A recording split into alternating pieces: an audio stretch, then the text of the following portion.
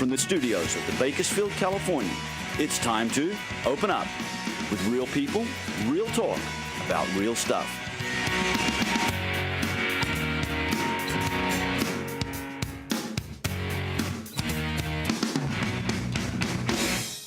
And now, a special welcome to our friends throughout California, across the nation, and around the world to this week's edition of Open Up.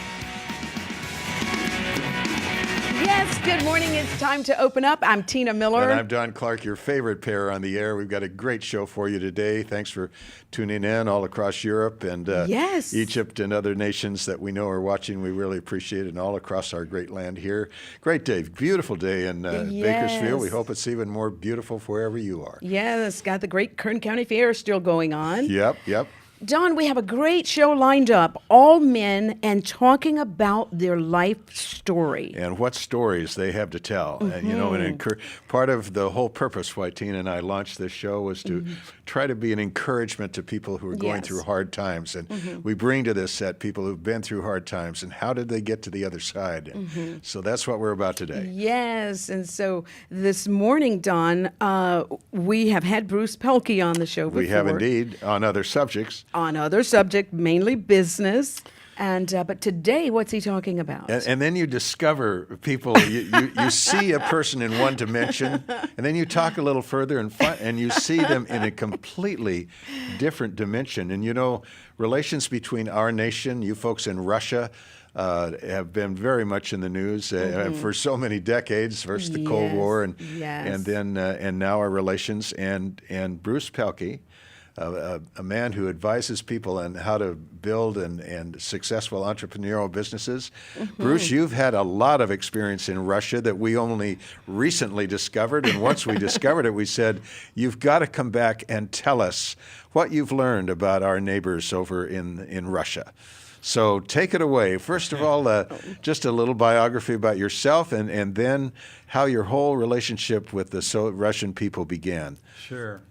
Well, I started out life as a lawyer, became a law professor, and in 1991 I was invited to go to what was then the Soviet Union to deliver some lectures with some other Westerners on basically the rule of law, market economy, because as you know, the Soviet Union was going through a real transition stage during 90 and 91.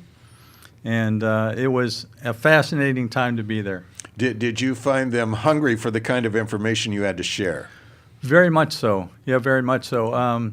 Because we are, in the West, we are raised really in a market economy or a capitalistic system where we are used to buying and selling, making profits, investing, saving, those kinds of things. The Soviet people were not exposed to that for generations. And so as a result, everything was new to them. Tell us, and I know you've got some interesting stories you're going to share, but tell us more about what your life was like in Russia. Well, I was very surprised by the warmth of the people one-on-one. You know, growing up in America with the whole, what we call the Red Scare, I go back to the duck and cover days. Right. Yeah, where we were concerned about the nuclear war, and we were taught to get under our desks in case the Russians came and bombed. And so I had a very skeptical attitude, especially towards the government. But once I got there and met the people, the thing that I discovered is the Soviet people, the Russian people, are just like we are. They want to have a nice life. They want to take care of their families. They want to do well and lead a satisfying and fulfilling life. Did you find a warm greeting among the officials of the Soviet Union, among those in the Communist Party?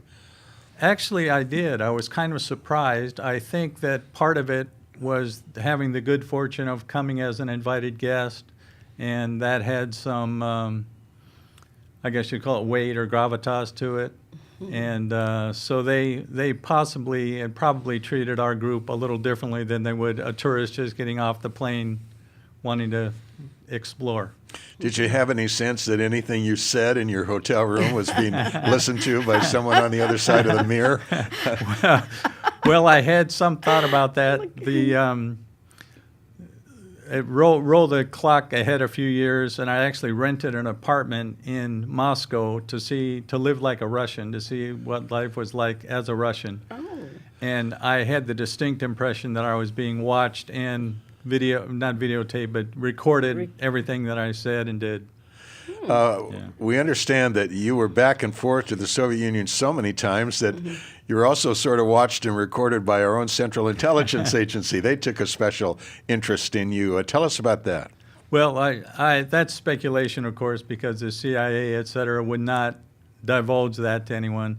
But after the 9/11 situation, tragedy, every time that I got on an airplane, even domestic or international flights, I was pulled out of the line and specifically examined and searched, and my bags were searched, et cetera. So you surmise from that what? That I'm on a list somewhere. I'm on a list. Bruce, do you speak the language? Well, this is not necessarily the right Russian terminology, but the term is chut-chut, which means very little. Like un poquito. Yeah. I know enough to be dangerous to myself. Yeah. Yeah. What was your favorite? Did you have a favorite pastime there? Did you do anything? Well, I was very fortunate, especially the first couple of trips, because they were sponsored trips, and we were treated like kings and given tours of pretty much all of the western part of the Soviet Union. Oh. Yeah. And you enjoyed? Did you go to attend the theater or dance? Have been to the Moscow Ballet several times. Have been to the Bolshoi.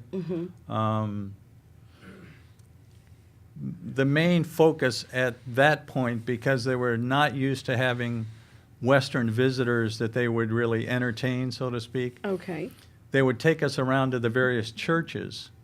And the churches are very interesting, of course, the Orthodox churches. Oh. But after you've seen 20 or 30 Orthodox churches, they kind of all look the Sure, same. you bet. What did you find to be the role of religion in the Soviet Union as you found it? That was another surprise to me, because the society was opening up, the government was opening up.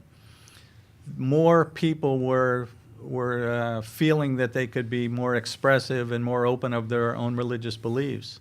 And I actually, over the course of a few years, met a number of people who were dedicated to Christ, who were in various denominations. And I actually have some friends that have started not necessarily a denomination, but an organization of several churches in their area of Russia. Under the communist system, as I understand it, every effort was made, both in education and propaganda, to destroy religion, to remove it from society, to remove it from people's minds and their hearts. Right. How did it survive among the people that you met? Well, there was actually an interesting story about the destruction part of your question. There was a very famous old Orthodox church in Moscow on the Moscow River that Stalin decided he was going to dynamite and level it and put some other building in there. I don't remember the details, but generally he tried for several months to dynamite this building and could not get it to come down. Even though there were explosions, but it wouldn't come right. down. And so they ended up turning it into a warehouse, a storage facility. And then after the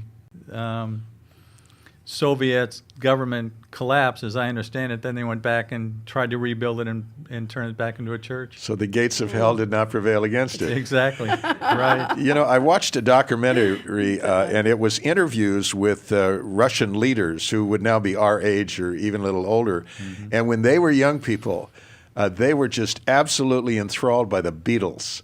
I mean, this music, they found ways to get that music in and to listen to it and dance to it. And they said it was one of the most subversive things that brought down the Soviet Empire was the Beatles and their music. Did you see that kind of influence of Western culture in other ways? Tell us about that. Very much so. I was approached on the street many times when I would just be walking around like Red Square or something. I'd be wearing Levi jeans or whatever, and people would come up to me and say, "Would you sell me your pants?" Right on the, Oh, Yeah. how I'm like, much? "Well, no." What was the best offer? I don't recall, but they were willing to pay big money because they were very interested in anything Western. Western music, Western clothes, Western movies, anything to do with the West. The younger people in particular would just really eat it up.